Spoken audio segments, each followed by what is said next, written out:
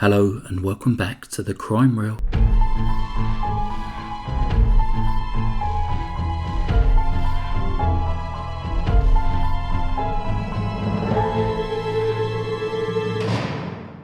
For today's video, I've put together a compilation of 3 Italian cases that I think will be of interest to you.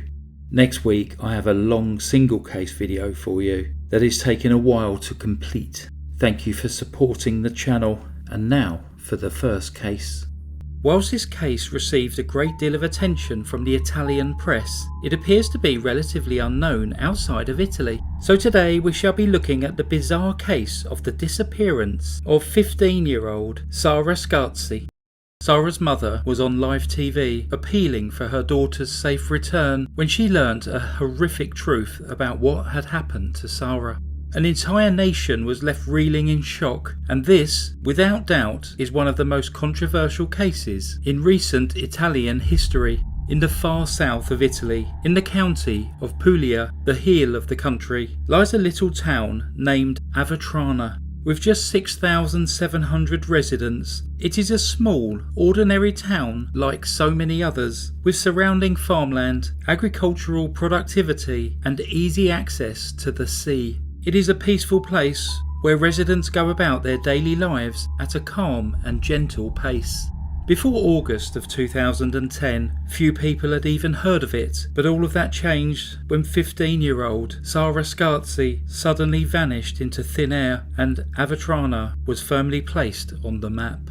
It was on a typically hot, sunny afternoon on the 26th of August 2010 that Sara left her home to walk the few hundred metres to the house of her older cousin, 22-year-old Sabrina Messeri. The two young women planned to spend a few hours at the beach, along with another friend, Mariangela. Sabrina and Sara had grown up practically next door to each other and were very close. Sabrina described Sara as more like a little sister than a cousin and had taken Sara under her wing from the moment she was born. They saw each other every other day. In fact, Sara spent more time at Sabrina's house than she did at her own. If Sara felt anxious about anything, Sabrina would comfort her. They had meals together, would laugh at each other's jokes, discuss their problems, go into town or for a splash in the sea. As she grew up, Sara would accompany her older cousin to the pub where she loved to mingle with Sabrina's older friends and drink Coca-Cola. Sara never showed up at Sabrina's house on that fateful afternoon and telephone calls went unanswered. Sabrina raised the alarm and Sara's mother, Concetta Serrano, quickly reported her daughter's disappearance. Concetta said her family came home from shopping, went to her room for around 15 minutes, grabbed a bite to eat, fetched a beach towel and left the house in plenty of time to meet Sabrina at 2:30 p.m. Sabrina claimed, which phone records would later verify, that she sent 2 text messages to her cousin. One was at 2:25 p.m. telling her to get her swimsuit on, and another at 2:28 p.m. asking, "Did you get the message?" At 2:42 p.m, Sara's phone was switched off and the young girl disappeared into thin air. The news quickly generated enormous media attention, and the sleepy little town of Avetrana became known to the entire country overnight.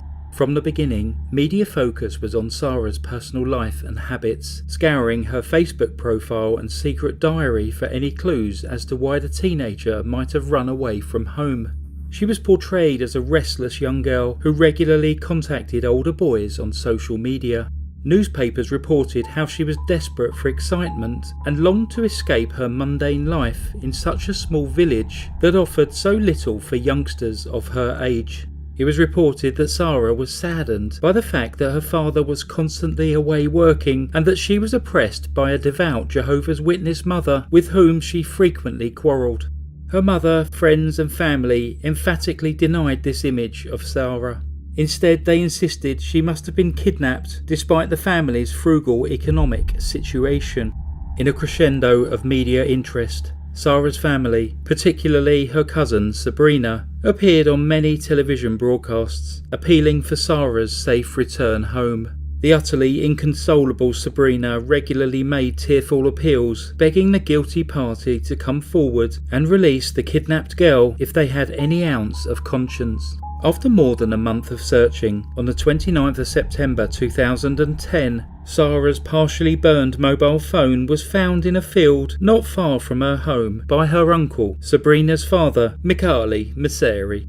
Michele told the police that he had recognised the phone instantly by the distinctive Coca-Cola stickers that were attached. Michele showed deep pain and anguish and was determined to find his niece, who he claimed he had helped to raise and loved her like she was his own daughter. Born in Manduria in the province of Taranto in March 1954, Michele was a farmer who worked in the surrounding fields of his hometown. Amongst expanses of olive groves and prickly pears, he was described as a pious, timid man who lived a simple life with his family. With a hat pulled down over his ears and sunburnt hands, Michele had appeared rather shy in front of the cameras. When pressed by the journalists to answer questions about his missing niece, the girl he claimed he and his wife, Cosima, had raised as a third daughter. From his first TV appearance, he invoked feelings of tenderness amongst the viewing public and became fondly referred to as Uncle Michele. However, after the discovery of Sara's burnt phone, suspicion began to grow and 57-year-old Michele was brought in for questioning on the 6th of October 2010. The interrogation lasted for hours and resulted in an extremely disturbing confession. This seemingly kindly, timid uncle, who the nation had taken to their hearts, confessed to the murder of his niece, claiming to have strangled her in his garage after an attempted sexual assault. He further admitted to an additional offence against Sara after she had died. Michele indicated where Sara could be found, and subsequently investigators were led to an area in the countryside of Avitrana, where indeed the poor girl's decomposing remains were discovered immersed in water at the bottom of a well. During this long interrogation, Sara's mother, Concetta, was being interviewed on a live TV programme, Chi l'ha visto. It translates as Who's Seen Them. As news came in, the presenter told Concetta directly that her brother-in-law had just confessed to killing Sara. Viewers were left disgusted, speechless and totally appalled. Concetta's anguish over her missing daughter had gripped the nation for weeks, and over 3.5 million people had tuned in to watch the programme live as she appealed to the public for information, hoping for Sara's safe return. Viewing figures soared to 5 million as the news continued. To make matters worse, the live interview was taking place directly from the home of Concetta's brother-in-law at the same time that he was confessing to the appalling crime. The helpless mother looked totally shocked and said she simply could not believe Michele was capable of such a thing. Attempts to call him were in vain as he was unable to answer his phone, having been detained by the police. A disorientated Concetta was seen by millions as she tried to make phone calls and struggled to make sense of what she was hearing. The whole scenario turned into a public spectacle. It wasn't until 8 minutes later that Concetta was asked if she would like to end the interview, to which she replied, "Yes, please." However, the broadcast still continued for a further 3 minutes and was later heavily criticised for having allowed the distraught mother to learn such horrific news from a journalist in front of an audience of millions when she could so easily have been told privately off air. The channel controller defended the actions of the Chi l'ha visto team by saying the programme tried to manage a tragic affair in the most delicate way possible, and I believe the presenter achieved this. However, the actions were later described as totally insensitive and a barbaric invasion of someone's grief. Turning the tragic death of a daughter into a huge spectacle was deemed disturbing and chilling. A tearful Sabrina swiftly appeared on TV once again, condemning her father for his actions, yet claiming to still love him as she found it hard to believe he was guilty. In a bizarre twist, it turned out that he most likely wasn't. In a new turn of events, the Italian public were once again astounded when just a few days later Michele retracted his statement. Now declaring his innocence, he instead pointed the finger at his own daughter, Sabrina, the adoring older cousin who had openly wept in despair in front of the television cameras. Michele told police he had wanted to take the blame at first, but that in truth Sabrina had killed Sara. The crime happened in the garage during a discussion which then turned into a fight. Sabrina had then called him asking for help disposing of Sara's body. In fact, the police already had their doubts about Michali's initial confession based on other witness statements at the time. Michali had not done a convincing job of explaining exactly how he had ended Sara's life or what he had used to choke her. He said he killed his niece in the garage, but his version of events kept changing, and little of what he said matched up with what the investigation team had uncovered. Also, the autopsy did not show that Sara had been violated post-mortem. In addition, Sabrina had apparently been all too eager to profess to her friend, Mariangela, that Sara had been kidnapped, panicking and behaving irrationally when hardly any time had passed since Sara's actual disappearance. A local florist also claimed to have seen Sara being forced into a car by Sabrina and her mother, Cosima, though the florist later stated that he might have dreamt this. Irrespective, this evidence would later become admissible in court. Sabrina was quickly arrested, and it was determined that the motive for the murder was jealousy and that she had strangled Sara in a fit of rage. It was believed that although the cousins had always been close, Sara was now maturing into a slim, pretty young teen who was interested in boys, and 22-year-old Sabrina was suffering with insecurities about her own weight and appearance and was feeling inferior. Sabrina had befriended a 27-year-old chef from Avitrana named Ivano Russo, with whom she was totally smitten. Sara and Sabrina would often meet up with Ivano, and he later claimed to be friendly with both girls, but stated that he wasn't interested in taking the relationship with Sabrina any further than friendship. It was alleged that Sabrina was madly in love with Ivano and was insanely jealous of the attention he paid to 15-year-old Sara. Sabrina began to blame her younger cousin for her doomed relationship with the chef. Apparently, Sara had told others, including her older brother Claudio, who lived in Milan, about the fact that Sabrina kept making unwanted advances towards Ivano. Sara had also written in her diary how Sabrina would get mad at her when they were out with Ivano, accusing her of always being by his side. In such a small town, this fueled local gossip about Sabrina's character, and she felt ridiculed and infuriated. It was alleged that this led to an extreme hatred and anger towards her young cousin. Sabrina fiercely denied the accusations, now totally blaming her father for the crime and voicing great shock and anger over his allegations. An entire nation was left in disbelief at how events were unfolding in one of the most bizarre crimes in decades. Many believed it had to be Uncle Michali. Others thought more family members must be involved, especially as Sabrina's mother, Cosima, was also now under suspicion after the florist claimed to have seen her push Sara into her car. Subsequently, on May 26, 2011, Cosima was also arrested on charges of complicity to murder. Phone records prove that she made a call from her mobile phone in the garage where Sara was strangled. Cosima had previously denied being in the garage that afternoon. Meanwhile, Sara's heartbroken mother, Concetta, had to suffer the anguish of having lost her beloved daughter, whilst at the same time having to come to terms with the possibility that it may not have been her brother-in-law, but her own sister and niece who had committed the murder.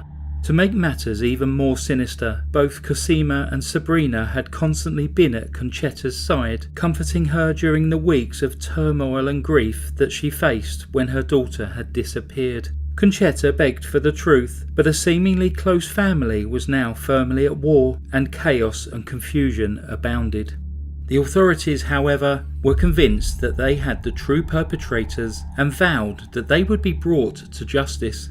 The trial opened before the court of Taranto on the 10th of January 2012. The defendants, Sabrina Messeri, accused of voluntary murder, her mother, Cosima, accused with complicity in murder, and her father, Michali, accused of disposing of a corpse.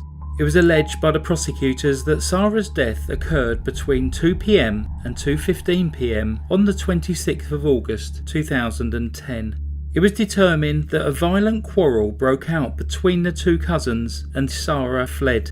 At that point, Sabrina's mother, Cosima, apparently intervened and along with Sabrina chased Sara in their Opel Astra and forced Sara into the car.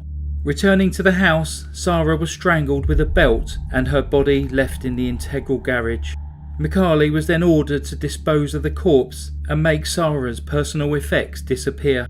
"It's all over," he apparently said to his wife during a phone call to her at 3:25 p.m. In a hearing on December 5, 2012, whilst responding to questions from Sabrina's lawyer, Mikaeli once again confessed in tears to the murder of his young niece, claiming he was the only one involved. This prompted his own lawyer to resign, and proceedings were suspended whilst a new lawyer could be found. On the 20th of April 2013, Sabrina and Cosima were both found guilty and sentenced to life imprisonment for the murder of Sara Scazzi. Life in Italy actually means a minimum of 21 years. Appeals were overturned and the sentences upheld in July 2015 and February 2017. Mikaeli received 8 years for helping to dispose of a corpse. Mikaeli attended craft courses in prison and said he hoped to return to farming after his release from jail in June 2021. Sabrina and Cosima share a cell in Taranto prison and work as seamstresses. During the COVID-19 pandemic, they were assigned to making and packing face masks. They both strongly proclaim their innocence to this day. Some feel that there was a gross miscarriage of justice and that both mother and daughter are innocent, being found guilty only on circumstantial evidence when there was, in fact, a great deal of reasonable doubt. Sabrina's lawyer, Professor Franco Coppi, describes her as a victim and says he will never rest until he proves her innocence. He claims the idea of jealousy is a ridiculous fabrication, as Sabrina was happy to take Sara along whenever they met up with Ivano Russo. Professor Coppi states, Sabrina is innocent, as is Cosima. By his own admission, the person responsible is Mikaeli and the motive for the crime is sexual. I live with the fear of going to my grave without having been able to prove her innocence. Sabrina is another victim of the Avitrana crime, and it is a weight that I now carry in my heart every day. It was also claimed that the florist's testimony of having seen Sabrina and her mother push Sara into the car and then claiming he might have dreamt it should have never been admissible as evidence in court. Others, including well-known Italian criminologist Roberta Bruzzoni, insist there is no doubt whatsoever as to who the true culprits are, and they are firmly behind bars. Bruzzoni states that Sabrina has a very narcissistic personality and lies easily without giving anything away. She plays a role in front of the cameras and effortlessly manages to deal with the media, typical of a manipulative personality, she says. She goes on to state that Mikaeli only became involved after he had been told about the death of his young niece. Cosima was the head of that family, she insists. She dictated the orders, and he, being subordinate, would never dream of going against her. He covered his wife and daughter for this terrible crime. More than 11 years later, this case remains shrouded in mystery and doubt, and is still regularly debated. One of the most contentious and macabre crime cases in the Italian news. Yet the one person who knows what really happened can never tell us. Poor young Sara Scazzi, whose life was suddenly and brutally taken away from her on that hot summer's day in Puglia. That concludes today's story. Thanks very much for listening to the Crime Reel. Stay safe.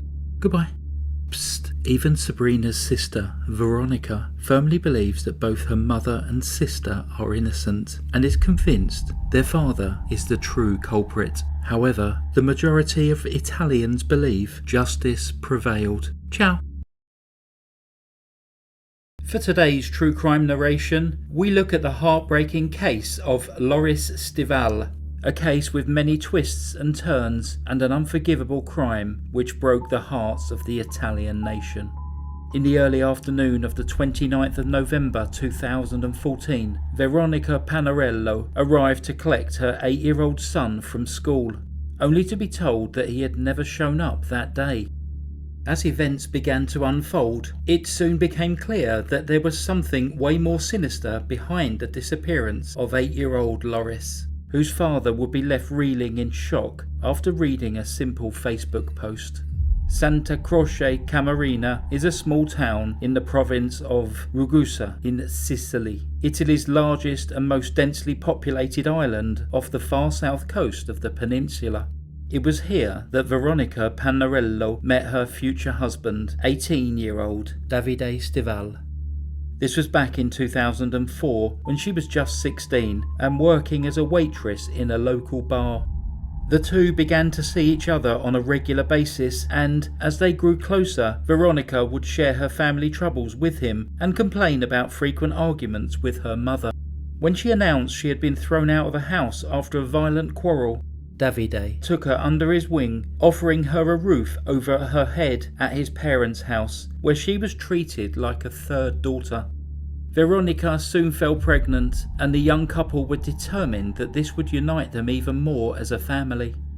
Lorys Stival was born on the 18th of June 2006, a bouncing baby boy who instantly brought great joy to his parents and grandparents.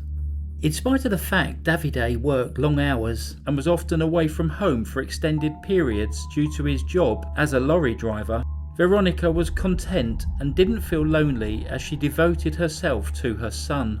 The couple were very much in love, making plans for their future together, and they married in 2007. They welcomed another child, Diego, in 2010. Lorys was a lively child, if somewhat introverted with people he didn't know well. He loved nothing more than sitting in his father's lorry and going for a drive. His teachers described him as extremely intelligent and much loved by his classmates. His passion was karate, and he regularly attended classes and was making great progress. In the early afternoon of Saturday the 29th of November 2014, Veronica arrived to collect little Lorys from primary school, only to be told that he had never arrived that day and that nobody had seen him. The 25-year-old mother panicked and began to shout loudly, "Who has taken my son?" By 1 p.m, she was in the police station reporting his disappearance. Veronica stated that she had accompanied her youngest child, Diego, to play school that morning before taking Lorys to school. She then attended her usual cooking class, where everyone confirmed her presence. Following Veronica's report, a search was quickly underway for the missing boy, who it was believed might have been abducted. In such a small town, news spread fast. Everyone was talking about the disappearance of little Lorys, and many locals quickly joined in the search. It didn't take long for some very sad news to emerge. Just a few hours later, at around 4 p.m, the police received a phone call from a 65-year-old man named Orazio Fidoni. He had been patrolling an area a few miles out of town by an old mill when he came across the body of a young child in an irrigation ditch. He claimed that his wife had insisted that he join the search for the missing child, as he was an avid hunter who was familiar with the area. Orazio said he knew the family quite well and wanted to help in any way he could. However, the police remained unconvinced by his story, and Orazio instantly became a suspect. His car was seized for inspection and he was interrogated for several hours. Gossip spread fast and Italian news channels reported constantly about the case. Many were convinced of this man's involvement. Veronica was accompanied to the scene, where she tearfully confirmed the body was that of her son before being swiftly led away. A police officer at either side of her propping her up to stop her collapsing in grief. However, it soon became clear Orazio Fidoni had absolutely nothing to do with the crime once the police began to check the surveillance cameras in the area. It emerged that Veronica had never taken her son to school on that fateful morning. There was absolutely no evidence to support her claim, and she was not seen on any of the local surveillance cameras near the building. It was claimed that she put her children in the car at around 8:15 a.m, but Lorys was protesting, not wanting to go to school that day. In a later grainy image taken from a private video camera, Lorys allegedly walked back home using the keys his mother had given him to enter the house. Although it was never determined for certain that this image was of Lorys, it is known that Veronica returned a short time later and parked her car in the garage rather than in an allocated space on the road. Investigators became suspicious as to why she decided to do this when she normally left her vehicle outside. Veronica remained in the house for 35 minutes, during which time she allegedly strangled her son with an electrical cable. It was believed that a quarrel had broken out about Lorys not wanting to go to school, and his mother, tired of his disobedience, lost her patience and strangled him, subsequently loading his lifeless body into the car parked in the garage, which was out of sight from the road. It was then claimed that she drove to the outskirts of town, where she mercilessly dumped his body in the ditch. Her vehicle was spotted on surveillance cameras driving towards the old mill, where the child's body was discovered a few hours later by Orazio Fidoni. Meanwhile, Davide Stival, Lorys' 28-year-old father, was returning home from Lombardy in the far north of Italy. He had been informed of Lorys' disappearance, but assumed his lively and sometimes capricious son was simply playing games. At around 9:30 a.m. that morning, he had spoken to his wife, as he did every morning when he was away, and she had assured him the kids were fine and well. She said that she had taken Diego to nursery and Lorys to school, and both sons had been excited about their father's imminent return. Davide continued his long and lonely journey south, keen to get back to his family to sort things out. It transpired that nobody could actually face telling Davide just how serious the situation was, not even after the poor child's body had been found. Veronica subsequently stated that she simply didn't want to worry her husband over the phone. However, during a break, Davide started scrolling through some Facebook posts. That is when he suddenly learned about his son's death in the most terrible way imaginable. A simple message shared by a friend on Facebook that read, "R.I.P. Lorys." For Davide, it was the most terrible thing he could ever have imagined, and he later stated that it was the worst day of his life. On 9th of December 2014, Veronica Panarello was arrested for the murder of her son.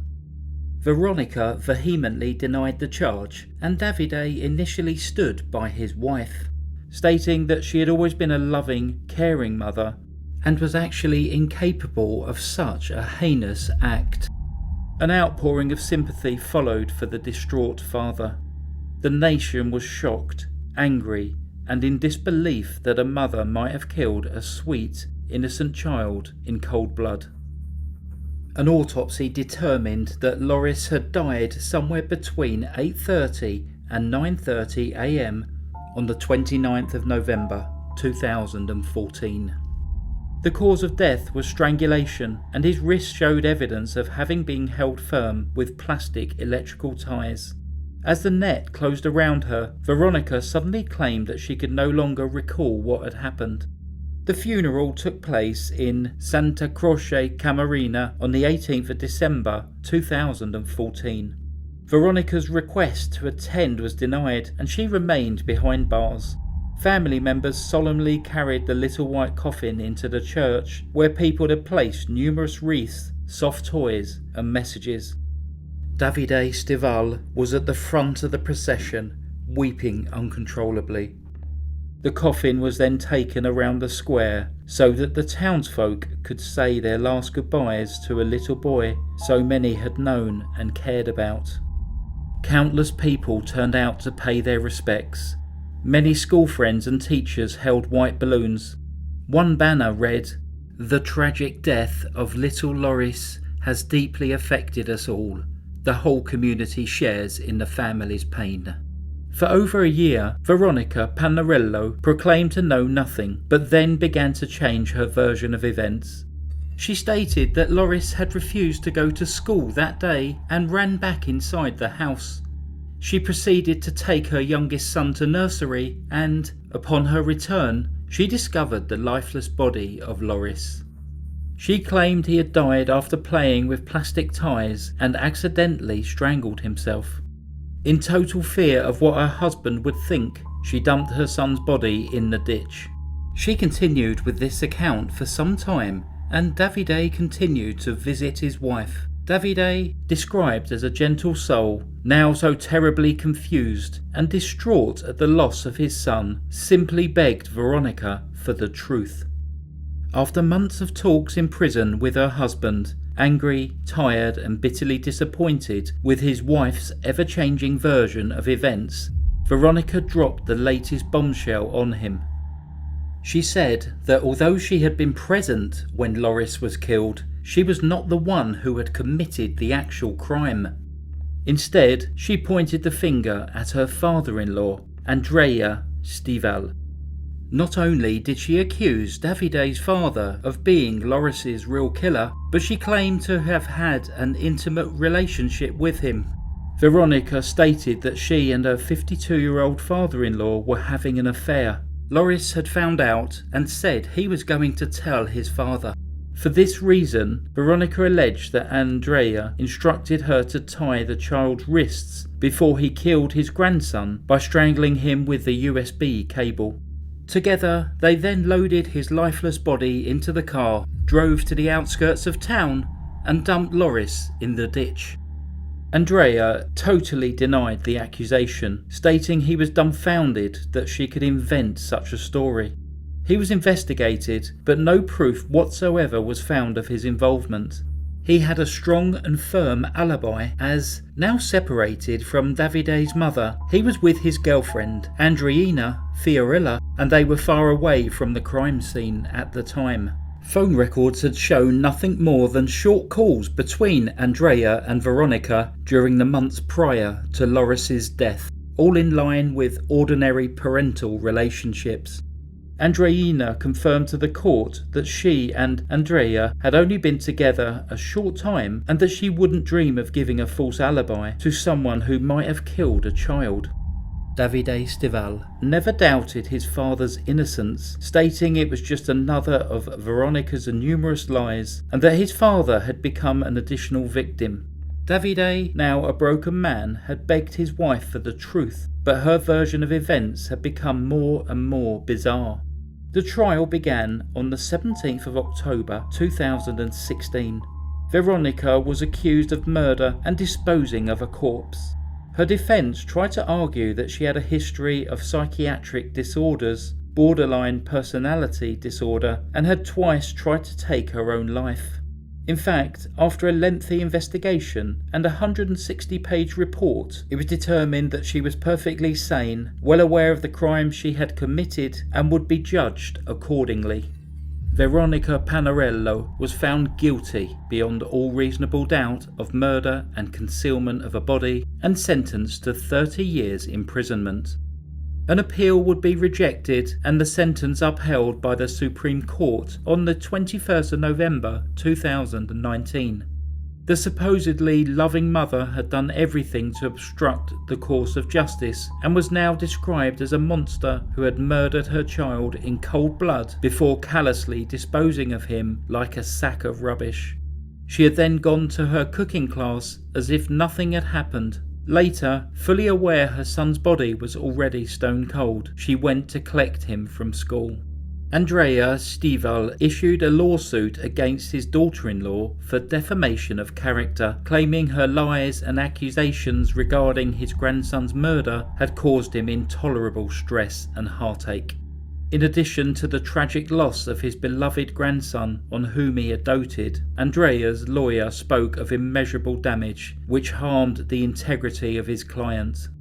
In her defence, Veronica accused investigators of having ignored her claims that two people had seen Andrea in the car with her that day when Lorys's body was dumped at the old mill. No evidence had ever come to light to support her declarations, and she was now considered a pathological liar. When challenged about all the fabrications and different versions of events she had recounted, Veronica stated that she initially had not remembered what happened that Saturday morning and hadn't intended to tell any lies. She claimed to have mixed up recollections from the day before and thought she really had taken her son to school on that fateful morning. She said memories started to return to her only after she was allowed to visit her son's grave, and she insisted it was her father-in-law who had perpetrated the crime. She went on to state, "I am incarcerated. He is at liberty. I take responsibility for my actions. I was wrong to say it was an accident. It is right that I pay, and I am in prison. But it is also right that anyone who was with me that morning pays too." A version of facts that investigators and judges deemed absolutely unreliable and without a shred of evidence. Veronica, incarcerated for the past 7 years and now 33 years old, was found guilty of slander against her father-in-law on the 17th of September 2021 at the court of Ragusa in Sicily. She was sentenced to a further 2 years in prison on top of her 30-year sentence for the murder of her child. In addition, she was ordered to pay all court costs and compensation to Andrea Stival of €24,000. It was decided by the court that Veronica was the only perpetrator of the crime, that she alone strangled Lorys, loaded his lifeless body into her car and dumped him in the irrigation ditch. Veronica threatened Andrea when led out of court, saying, "Are you happy now? You know what? I just pray to God that I find you dead when I get out. Otherwise I will kill you with my own bare hands."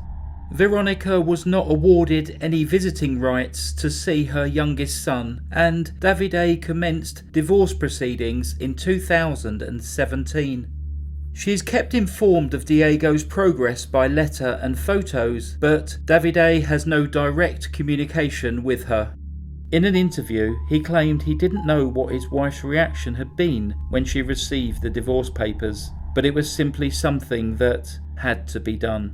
He had initially stood by Veronica, but said he soon began to understand that she was involved.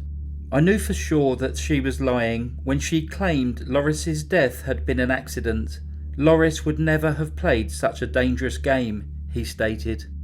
In a message to his son, Davide would write, "I cling to the hope that I will see you again one day.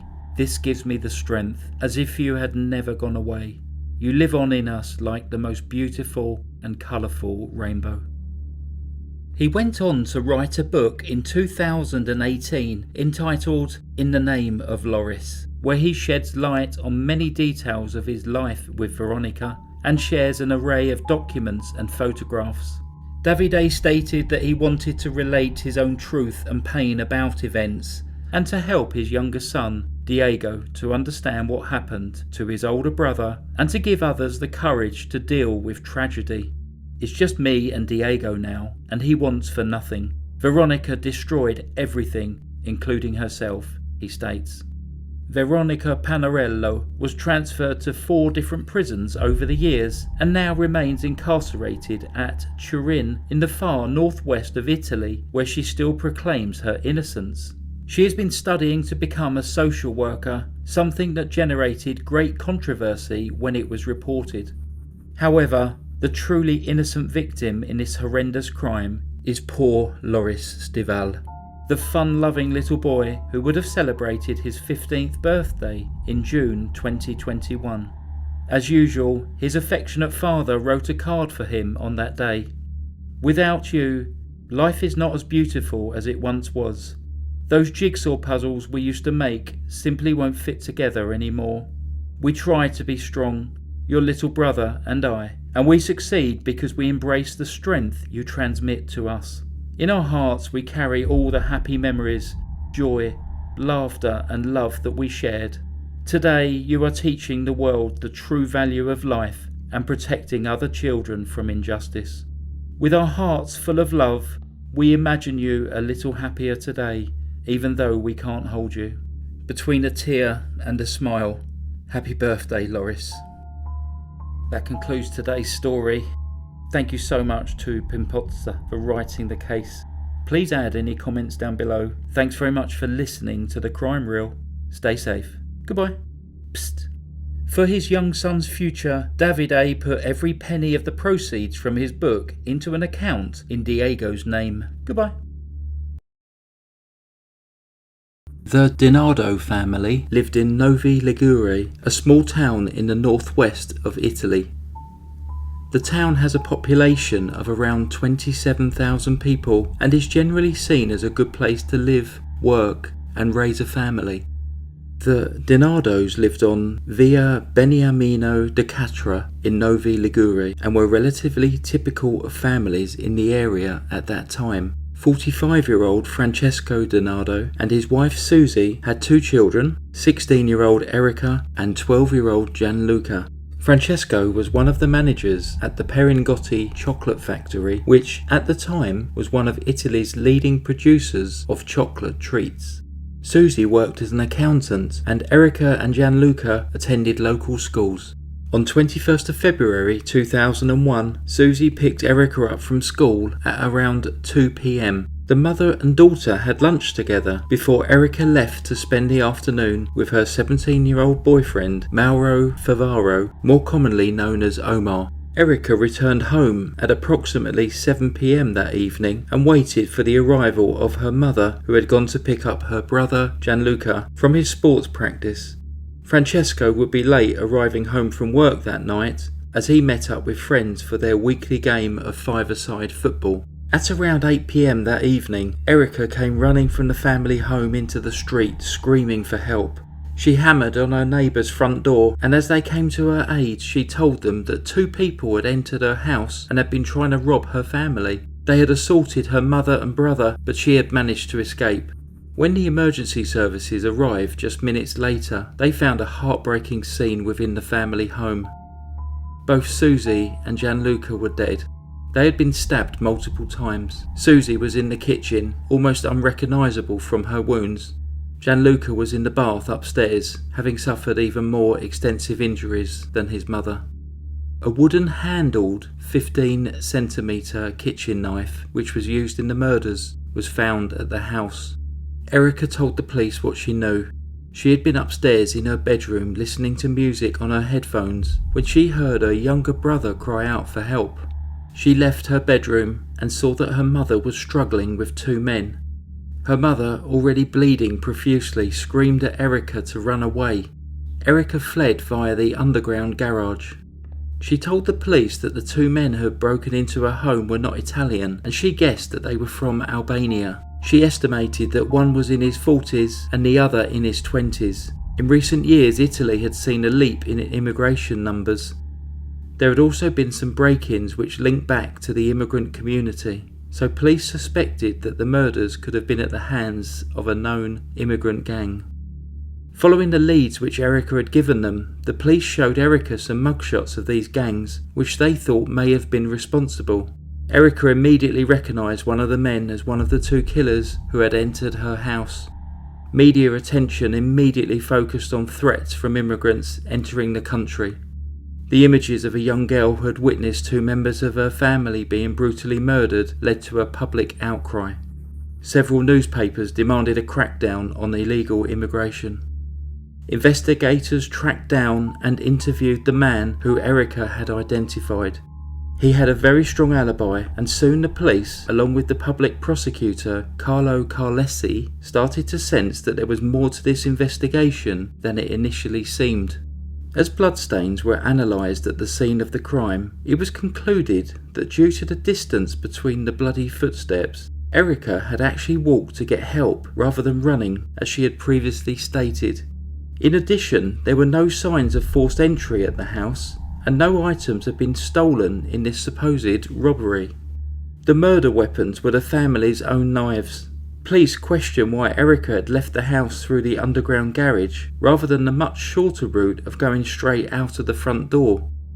Evidence started to point to the fact that Erica had not been telling the truth about the events of the night of 21st of February 2001. But investigators were having a hard time believing that this 16-year-old girl could have been involved in such a brutal crime.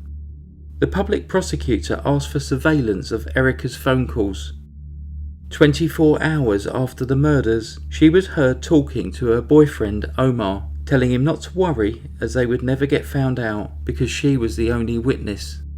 The following day, Erica and Omar were brought in for questioning. In between the police interviews, the two teenagers were left alone in an interrogation room. Unknown to them, the room contained both microphones and cameras. Erica and Omar not only started to talk about the murders, but at times even mimicked the actions used to stab Erica's mother and brother. They calmly joked about what had happened that evening and were heard discussing what they should wear for the funerals the following day in order to look appropriate. On the evening of Friday, 23rd of February 2001, both Erica and Omar were charged with the murders of Susie and Gianluca. At this point, they turned on each other, both claiming that they were innocent and the other person was responsible for the murders. Although initially there seemed to be no reasonable explanation or motive for the crime, police eventually established what had happened that evening. Both teenagers seemed to have comfortable middle-class upbringings. They were likeable, had plenty of friends, doing well at school and seemed well liked by their teachers. To everyone, they appeared to be normal, well-adjusted young adults. Erica was close to her brother and enjoyed spending time with him. Susie had some concerns about the intensity of her daughter's relationship with Omar, believing that this relationship was too intense, as the two had become virtually inseparable. However, these concerns were not strong enough for Susie to intervene, and she believed that the initial intensity of a teenager's first love would soon start to calm down. There were the run-of-the-mill parent-child arguments, but nothing that would have been out of place in millions of households across the globe. The only conceivable motive was that Erica wanted to eliminate her family so that she could use her inheritance to roam the world with Omar. Unknown to their parents, both Erica and Omar had started dabbling in illegal drugs. The forensic teams, along with those conducting the interviews, were able to piece together the events of that night. When Susie returned from sports practice with Gianluca that evening, Omar was already hiding in the bathroom, ready to carry out their plan. Susie and Erica started to argue in the kitchen, and Erica grabbed one of the family's kitchen knives, stabbing Susie with it. As Susie tried to defend herself from the attack, Omar ran into the room. Erica and Omar held Susie down and stabbed her over 40 times. Hearing the commotion downstairs, Gianluca decided to see what was happening. He walked in on his sister and her boyfriend brutally murdering his mother. Gianluca was absolutely terrified. Erica and Omar tried to reassure him that he was safe and that they would not harm him. Gianluca turned to run away, and either Erica or Omar lashed out with a knife and stabbed the young boy. Gianluca continued to run and hid in the bathroom. Erica and Omar followed him. They then proceeded to try to strangle him, and when they could not manage this, attempted to get him to eat rat poison. When Gianluca refused, they tried to drown him before eventually stabbing him over 50 times. Gianluca fought as hard as he could but died a drawn-out and extremely painful death. The teenagers had carefully planned out the murders, but events had escalated out of control very quickly. They had previously purchased rat poison and gloves, showing that the crimes were premeditated. They had also planned to murder Francesco, but after the exertion of having inflicted nearly 100 stab wounds, were physically exhausted and concerned that they would not have the strength to overpower Francesco when he returned home. Erica and Omar then came up with a plan to stage an attempted robbery and to blame the murders on immigrants who, due to the political climate in Italy at that time, could act as convenient scapegoats for them. However, this plan was badly thought through and full of holes which would lead to their quick arrest. While in custody, Erica and Omar went through extensive psychological testing. It was determined that Erica was the dominant personality in the relationship. She was diagnosed with having a narcissistic personality psychotic disorder and a split personality. Omar was diagnosed as having a dependent personality disorder. Where Erica led, Omar would follow. Erica persuaded Omar to take part in her plan in order to prove his love for her. Francesco, in the impossible position of mourning his wife and son who had died at the hands of his daughter, made the decision to stand by Erica. He initially believed that Omar had been the driving force behind the murders, but when this was disproved, he believed that there must have been some extreme trigger to make his daughter behave in that way. The joint trial began on November the 28th, 2001. Erica and Omar's attorneys voted for a fast-track trial. This is one which takes significantly less time, as generally no witnesses are called. This fast-track trial carries an automatic 1/3 reduction to any sentence. The defence lawyers entered a plea of temporary mental infirmity. This plea was rejected. As Erica was 16 and Omar 17 at the time of their crimes, there was no option for them to be given life sentences. On Friday, 14th of December 2001, Erica was sentenced to 16 years and Omar to 14 years. Their sentencing was met with mixed opinion. Many believed it was far too lenient, whilst others felt that, particularly in view of their ages, their sentences should have been lighter and aimed more towards rehabilitation. Francesco tried to get on with his life. He moved back into the family home and resumed his job at the chocolate factory. He would phone his daughter once a week during her time in prison. It is reported that Susie's mother also found a way to forgive her granddaughter. Omar's parents could not deal with the publicity surrounding the case. They moved away from the area and changed their names to avoid the publicity. Both Omar and Erica continued with their education whilst in prison.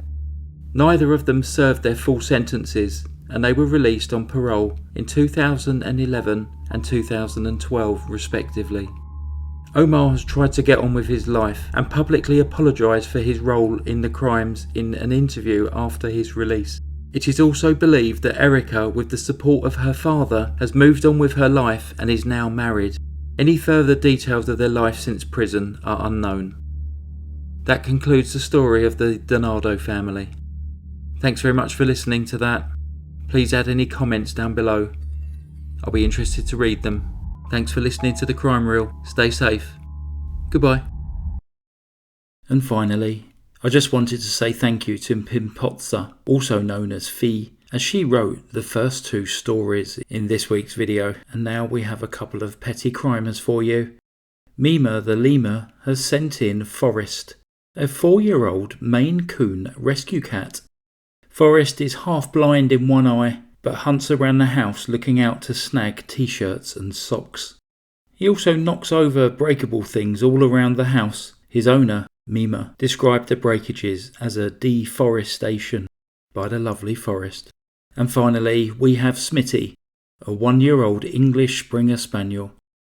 As a list of his craziness, his crimes include barking at people, barking at squirrels, and finally barking at deer. He enjoys getting up at 4 a.m. and his favourite thing is simply to jump on any humans in the house. As a previous owner of a Springer, I can confirm it's a crazy fun experience having a young Springer in your life. Thanks for sharing Smitty with us. Anyway, it's time to go now. So thank you for listening to The Crime Reel. Stay safe. Goodbye.